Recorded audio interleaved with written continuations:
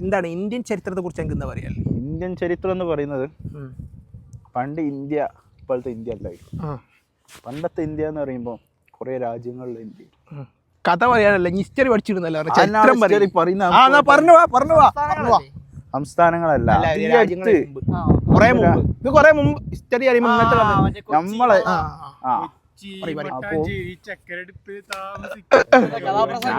കഥാപ്രസംഗം അല്ലത്, കഥ പറയാം, വിഷയങ്ങൾ സംസാരിക്കട്ടെ. പറയേ നീ ഇന്ത്യന്റെ ചരിത്രം പറഞ്ഞുകൊണ്ട് അത് അടിസ്ഥാനപ്പെടുത്തി സംസാരിച്ചാൽ മതി. ഇന്ത്യന്റെ ചരിത്രം എത്ര തൊട്ടാ നമ്മൾ പറയാം? ഇനി ഒരു ബ്രിട്ടൻ ഇന്ത്യക്ക് വരുന്ന മുതലുള്ള പറഞ്ഞോ.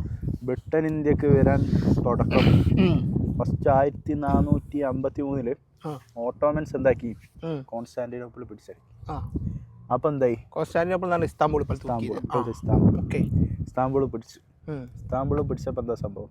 അത്രയും കാലം യൂറോപ്പിൽ നിന്ന് വരുന്ന ആൾക്കാർക്ക് ഇന്ന് ഏഷ്യയിലേക്ക് കടക്കാനുള്ള ഒരേ ഒരു വഴിയായിരുന്നു ഇസ്താംബൂൾ.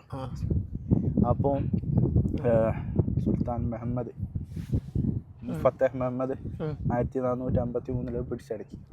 എന്നിട്ട് മൂപ്പര് പറഞ്ഞ് യൂറോപ്പുകാരെ ഇന്ത്യയിലേക്ക് ഏഷ്യയിലേക്ക് വരണ്ടെന്ന് പറഞ്ഞു.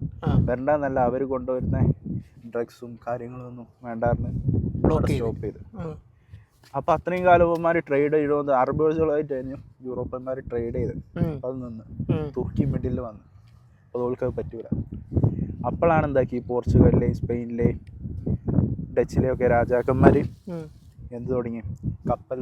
കടൽ വഴിയുള്ള പരിപാടി നോക്കാൻ തുടങ്ങി. അങ്ങനെയാണ്, അതായത് മുമ്പ് ബൈറോഡ് നടന്നില്ല. ബൈറോഡ് അതായത് എന്താണ്, ചൈന വരെ, അതെ സിൽക്ക് റൂട്ട് എന്നൊക്കെ പറഞ്ഞ അതന്നെ ചൈനയിൽ നിന്ന് തുടങ്ങിയിട്ട് ഓൾമോസ്റ്റ് എന്താണ് ഇപ്പോഴത്തെ ഇറ്റലി അവിടെ ഒക്കെ അവസാനിക്കുന്ന സംഭവമാണിത്. അപ്പോൾ പിന്നാണ് 1400 ഈ സംഭവത്തിന് ശേഷം ആൾക്കാർ കാര്യമായിട്ട് കപ്പൽ വഴിയുള്ള പരിപാടി നോക്കാൻ തുടങ്ങി. അങ്ങനെയാണ് 1492 കൊളംബസ് അമേരിക്ക കണ്ടുപിടിച്ചു. 98 വെറുതെ കപ്പലെടുത്തിട്ട് ഒരു ദിശ അവൾക്ക് ഇതിനെപ്പറ്റി വിവരം ഉണ്ടല്ലോ. ഇത്രയും കാലം ചൈന വരെ വന്നാലേ ഇന്ത്യയിൽ വന്നിട്ടുണ്ട്. അതിന് മുമ്പേ പിന്നെ നബിന്റെ കാലത്തൊക്കെ നമ്മുടെ മറ്റേ മുസ്ലിംസിൽ റോമൻകാരൊക്കെ സാധനങ്ങളും ഇതും കപ്പലും ഒക്കെ വന്നതല്ലേ. അതുമായി ബന്ധപ്പെട്ട രേഖകൾ അവരെടുത്തുണ്ട്. പിന്നെ കോയിൻസ് ഉണ്ട് ഇവിടെ ഇഷ്ടം. ഓക്കെ. അപ്പോൾ അവർക്ക് അറിയാം ഇന്ന സ്ഥലത്തൊരു രാജ്യമുണ്ട്, അവിടെ നല്ല സമ്പത്തുണ്ട്, അവര് സ്പൈസ് ഉണ്ട്. അപ്പോൾ അതനുസരിച്ചിട്ട് എന്താക്കി അവർക്ക് ട്രേഡ് ചെയ്യണമല്ലോ. അപ്പോൾ അതുകൊണ്ടാണ് പിന്നെ അങ്ങനെ യൂറോപ്പുകാരൊക്കെ ഡയറക്റ്റ് സാധാരണ എന്താ ഇന്ത്യയിൽ നിന്ന് ഏഷ്യയിൽ നിന്ന് അറബ് സാധനം എടുത്തിട്ട് യൂറോപ്പന്മാർക്ക് വെക്കും. അതായത് അത്രയും കാലം നടന്നുകൊണ്ടത്. അപ്പോൾ അവർ മിഡിൽ മാനെ കട്ട് ചെയ്തിട്ട് ഡയറക്റ്റ് വരാൻ തുടങ്ങി. അതാണ് 498 വാസ്കോ ഡ ഗാമ കോഴിക്കോടത്തിന്. അതെ, കാപ്പാട്. അപ്പൊ ശരിക്കും ഈ ബിസിനസ് ലക്ഷ്യമിട്ട് തന്നെയാണോ വന്നത്, അല്ലെങ്കിൽ അതിന്റെ പിന്നിൽ എന്തെങ്കിലും ഒരു റോമൻ മതരാഷ്ട്രീയ ചിന്താഗതി ഓൾക്കുണ്ടോ? ഇല്ല, റോമൊക്കെ ഞാൻ ബിസിനസ് ഫസ്റ്റ് ബിസിനസ്. പിന്നാണ് അവർ കോളനീസ് ആക്കാൻ വേണ്ടി 1601 വലിയ രാഷ്ട്രീയ താല്പര്യങ്ങളൊന്നും ഇല്ല ഫസ്റ്റ് വരുമ്പോൾ ഉണ്ടായിരുന്നു. പിന്നെ യൂറോപ്പന്മാരല്ല, അവരൊരു രാജ്യം അന്ന് ഇന്ത്യ എന്നാണ് ഇന്നത്തെ മാതിരി എന്താണ് വലിയ സംഭവം. ഐ മീൻ അത്രയും വലിയൊരു രാജ്യമല്ലല്ലോ, ചെറിയ ചെറിയ രാജ്യങ്ങളല്ലേ. അപ്പൊ അവർക്ക് അവിടെ കോളനി ഉണ്ടാക്കി അവിടുത്തെ റിസോഴ്സസ്, കുരുമുളക് ആണ് മെയിൻ. അതെ, കുരുമുളക്, സ്പൈസസ്, മറ്റേ കാര്യങ്ങളാണ്. സിൽക്ക് ഇന്ത്യ വമ്പൻ സംഭവമായിരുന്നല്ലോ പണ്ട് തൊട്ടേ. വേറെ രാഷ്ട്രീയ ലക്ഷ്യങ്ങളൊന്നും അന്നില്ലായിരുന്നു എന്ന് പറയാൻ പറ്റൂല. പിന്നെ ഫസ്റ്റ് എന്താണ് 1538 ഫസ്റ്റ് മാർത്താണ്ഡവർമ്മ ഡച്ചുകാരെ പരാജയപ്പെട്ടു. അന്നൊക്കെ അവർക്ക് ഇതുണ്ട് ലക്ഷ്യങ്ങൾ. ഈ കാലങ്ങളായിട്ട് നടന്നു വന്ന ക്രുസാഡേഴ്സ് കുരിശുദ്ധം എന്നുള്ള സംഭവം, കുരിശുദ്ധം അതിന്റെ ഭാഗമായിട്ടും കൂടിയാണ് ഈ വരവ് എന്നുള്ളത് പറഞ്ഞാൽ നിഷേധിക്കും. അതായത് അറബികൾ മുസ്ലിങ്ങളായിട്ടല്ല ഇന്ത്യക്കാരെ വ്യാപാരം മൊത്തം അത് പിടിച്ചെടുക്കാനും അവരെ മുസ്ലിങ്ങളെ ബ്ലോക്ക് ചെയ്യാന്നുള്ള ഉദ്ദേശമുണ്ട്. അങ്ങനെ ഒരു സംഭവം ഉണ്ടോ? ഇല്ല, ഞാൻ സമ്മതിക്കൂല. ഇല്ല, കാരണം ഒരു 1178 വരെ ഞാൻ തോന്നുന്നു ഇത്രയും കാലം കുരിശുദ്ധ ക്രിസ്ത്യൻസിന്റെ കൈമലായിരുന്നു ജെറുസലേം. അത്രയും കാലം അവര് യുദ്ധത്തിന് വന്നിട്ടില്ലല്ലോ അങ്ങോട്ട് ഇത്രയും കാലം. പിന്നാണ് സലാഹുദ്ദീൻ അയ്യൂബിയൊക്കെ പിടിച്ചെടുക്കുന്നത്. അപ്പൊ അത്രയും കാലം അവര് കാര്യമായിട്ട്, അത്രയും കാലം ഇന്ത്യയും ഈ അറബുകളുമായിട്ട് അത്ര ശക്തമായ വ്യാപാരം എന്തുണ്ടോ അന്നൊക്കെ? പിന്നെ നബിന്റെ കാലത്ത് ചേരമാൻ പെരുമാൾ എങ്ങനെ അവിടെ എത്തി? അവര് മൂപ്പര് കപ്പലെടുത്തായിട്ട് പോയല്ലോ. മൂപ്പർക്ക് അറിയാം ഓൾറെഡി അറബിയയിലെ സംഭവം നടന്നിക്കണെന്ന് മൂപ്പർക്ക് അറിയാം. അങ്ങനെ രാജ്യം ഉണ്ടെന്ന് മൂപ്പർക്ക് ഓൾറെഡി അറിയാം.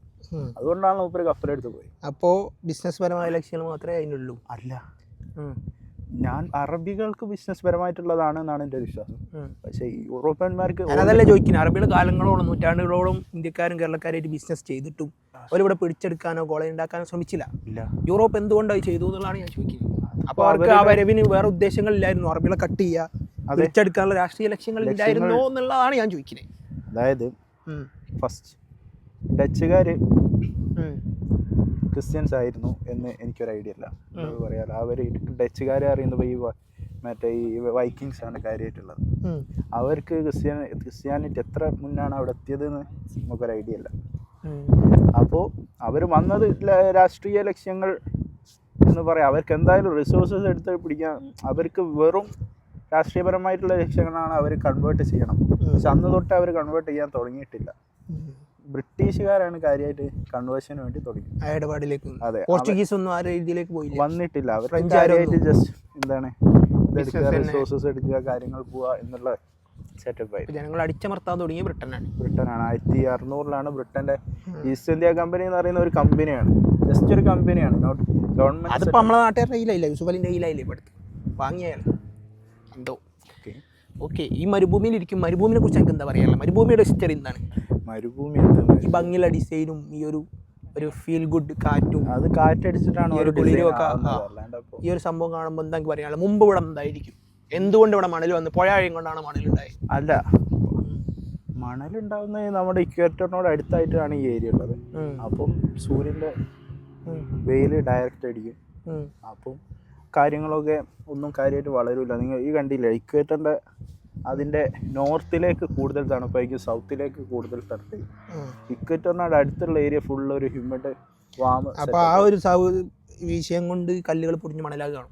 കല്ലുകൾ പൊടിഞ്ഞ് മണലാകുക എന്നുള്ളതല്ല. അതായത് ഞാൻ പറഞ്ഞല്ലോ, പണ്ട് ഇതൊരു കടലായിരുന്നു. കാരണം ഐസേജസ് ഉണ്ടായിരുന്നു നമ്മുടെ ലോകത്ത്.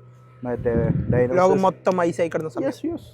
ആ ഡൈനോസേഴ്സിനെ കൊന്ന ഉൽക്ക വീണപ്പം ഫുൾ അലമ്പായിരുന്നു. പിന്നെ മറ്റേ ഐസേജസ് വന്ന് വെള്ളം അരിഞ്ഞ്, പിന്നെ കുറേ കാലം വെള്ളമായിരുന്നു. പിന്നെ അത് ചൂടായി, ഇക്വേറ്ററിൻ്റെ ഇതിനനുസരിച്ച് പിന്നെ ചൂടായി വരികയാണ്. അപ്പോഴാണ് മരുഭൂമി ഉണ്ടായത്. ഓക്കെ, അപ്പം അങ്ങനെയാണ് മരുഭൂമി ഉണ്ടായി. അതാണ് എൻ്റെ ഒരു മെച്ചപ്പാട്. മരുഭൂമികൾ പലതരത്തിലില്ലേ? നമ്മളെ ഇന്ത്യയിലും ഇല്ലേ മരുഭൂമി? ശരിയല്ലേ? ഇതിൻ്റെ ഒരു കണ്ടിന്യൂറ്റി ആയിട്ട് ഇടയിലൊന്നും കണ്ടിന്യൂറ്റി ഇല്ലാതെ ഒറ്റപ്പെട്ട സ്ഥലങ്ങളിലല്ലേ അങ്ങനെ മരുഭൂമി വരുന്നത്? അങ്ങനെ വരുന്നത് ഒറ്റപ്പെട്ട സ്ഥലങ്ങളിലല്ലല്ലോ. എങ്ങനെയാണ്, എവിടെയാണ് വരുന്നത്? ഇതിനടുത്ത് വിശാലമായ ഏരിയ ഉണ്ടെങ്കിലും ഇപ്പോൾ ഇവിടുന്ന് ഇത് കഴിഞ്ഞാൽ രാജസ്ഥാനിൽ എത്തുന്നവരെ പിന്നെ എവിടെ മരുഭൂമി ഉള്ളത്? ഇതിൻ്റെ ഇടയിൽ പറഞ്ഞില്ല, ഇക്വേറ്ററിനോട് അടുത്തുള്ള ഏരിയ നമ്മുടെ ഇപ്പം ആഫ്രിക്കയില്ല മരുഭൂമി. നേരെ സൗദിൻ്റെ ഓൾമോസ്റ്റ് സ്ട്രേറ്റ് അല്ലേ വരുന്നത് മരുഭൂമി വരുന്നത്. ഇക്വേറ്ററിനോട് അടുത്തായിട്ടുള്ള ഏരിയാസിൽ ഫുള്ള് മരുഭൂമി ഉണ്ടാവും. ഓക്കെ, അപ്പോൾ താങ്ക് യു. വിപുലപ്പെട്ട വിവരങ്ങൾ പങ്കുവച്ചതിന് താങ്ക് യു. നേരം കുറേ